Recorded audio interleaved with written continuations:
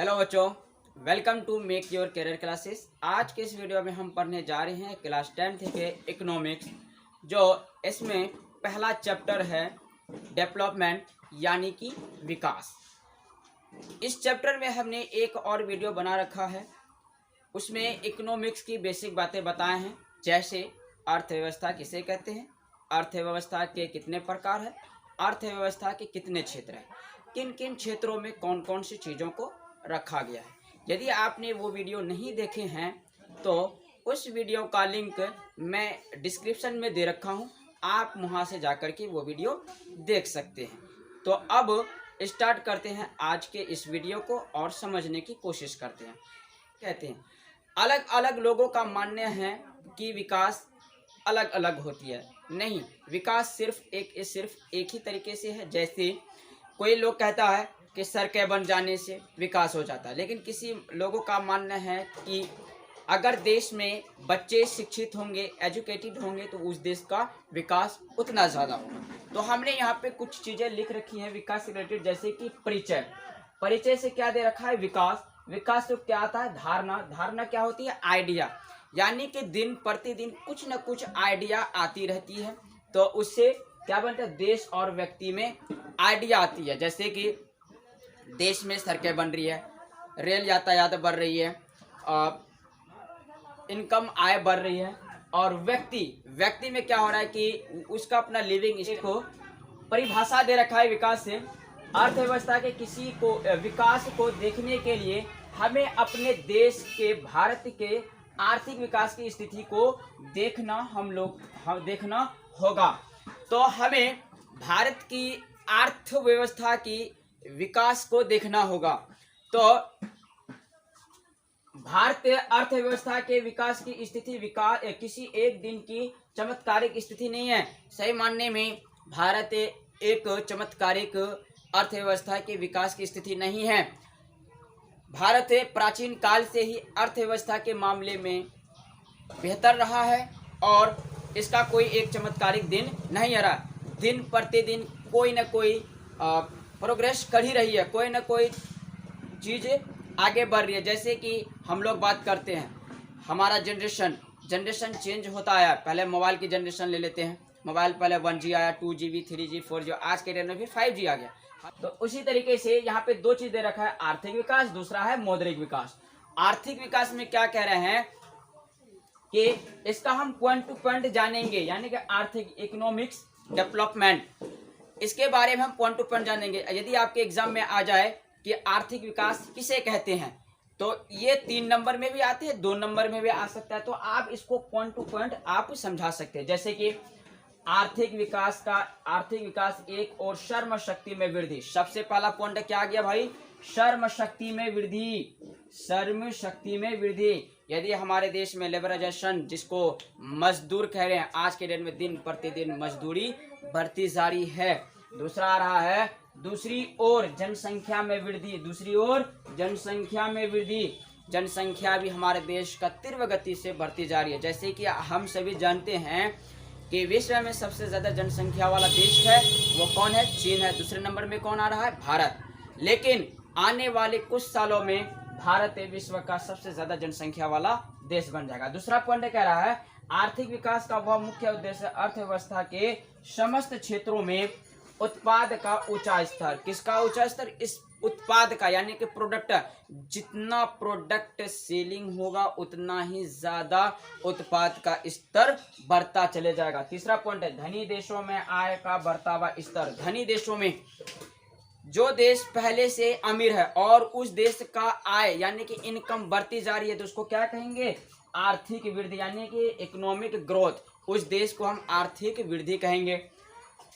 जबकि निर्धन देश में आय का बढ़ता हुआ स्तर। निर्धन, जैसे कि हम भारत की बात करते हैं, यदि इस देश, ये हमारा भारत जो है निर्धन है, इस देश में आय अगर बढ़ता है तो उस देश का यानी कि भारत का क्या बढ़ेगा?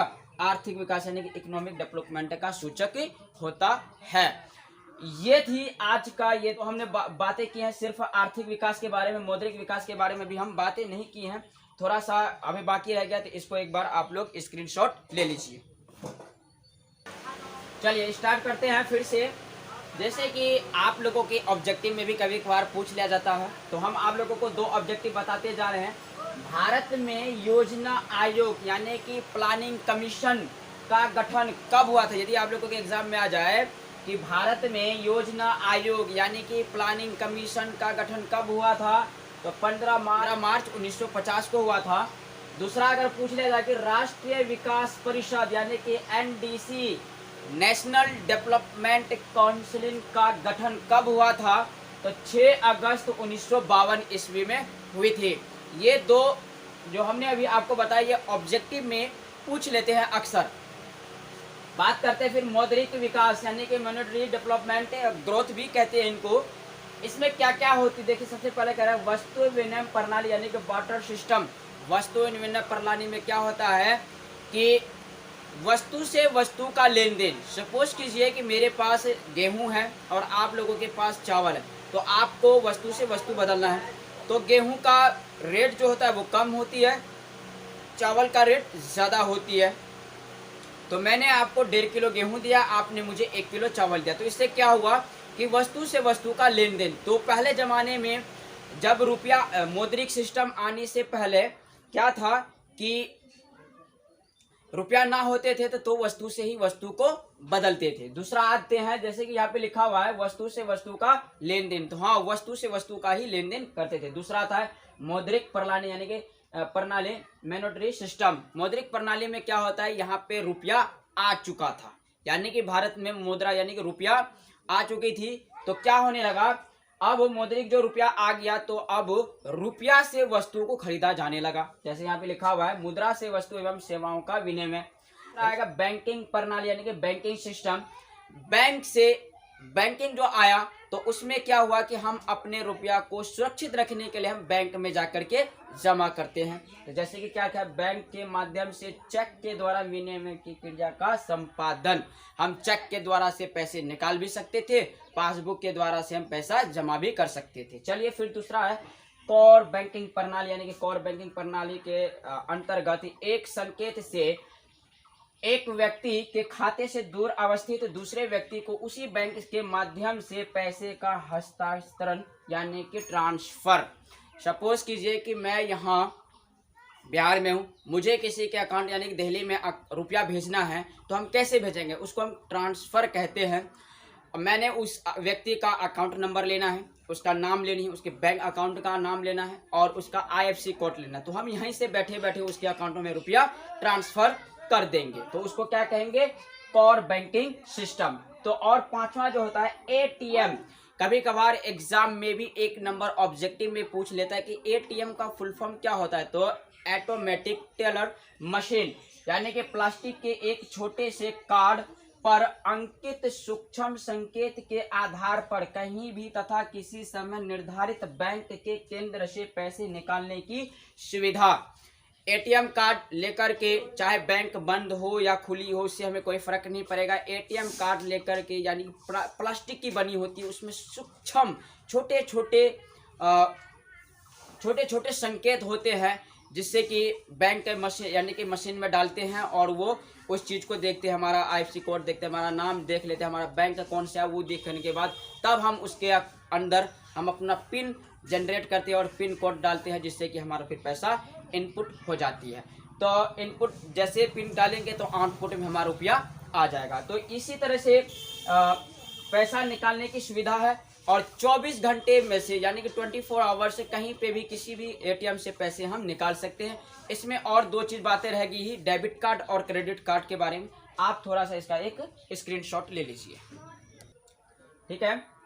अब इसमें 2 चीज़ रह गया था, डेबिट कार्ड यानी कि डेबिट कार्ड किसे कहते हैं, हमें बैंक खुद प्रोवाइड करती है। जैसे हम अकाउंट खोलते हैं, अकाउंट खोलने के कुछ दिन बाद हमें बैंक डेबिट कार्ड अप्लाई करते हैं, जिसको हम ATM भी कहते हैं, ATM कार्ड। और डेबिट कार्ड और ATM कार्ड यानी कि डेबिट कार्ड का मौखिक काम ये होता है कि डेबिट कार्ड के द्वारा हमारा पैसा अकाउंट में रुपया जमा होता है। जैसे यहाँ पे लिखा हुआ है डेबिट कार्ड बैंक के द्वारा दिया गया प्लास्टिक का कार्ड जिसके द्वारा बैंक में अपनी जमा राशि के पैसे का उपयोग कर सके, और हम उस डेबिट कार्ड के द्वारा हम अपने पैसे का उपयोग कर सकते हैं। दूसरा आता है क्रेडिट कार्ड। क्रेडिट कार्ड का मतलब क्या होता है कि हम बैंक से उधार ले रहे हैं, बैंक से उधार ले रहे हैं, किसी मॉल पे जाएं और उससे हम कोई सामान खरीद रहे हैं तो उससे हम क्रेडिट कार्ड के द्वारा ही पैसा दे देते हैं। जैसे कि कहा गया है, क्रेडिट कार्ड बैंक के द्वारा जारी किया गया प्लास्टिक का एक कार्ड जिसके आधार पर धारक कौन, कस्टमर